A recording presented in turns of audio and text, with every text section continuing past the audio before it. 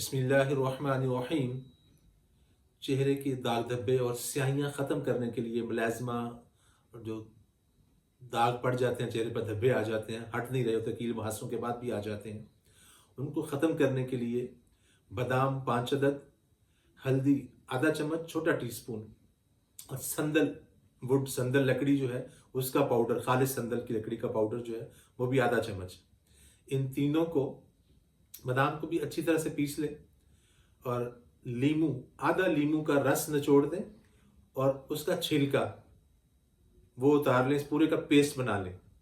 अच्छी तरह मिक्स करके इसको पेस्ट बना के तो चेहरे पर अप्लाई करें, रात को लगा लें। 3 घंटे बाद भी धो सकते हैं, वरना सुबह उठ के जो है आप चेहरे को वॉश कर लें तो तमाम किस्म की स्याहियाँ, दाग धब्बे ख़त्म हो जाएंगी और कील मुहासों के जो पड़े हुए निशान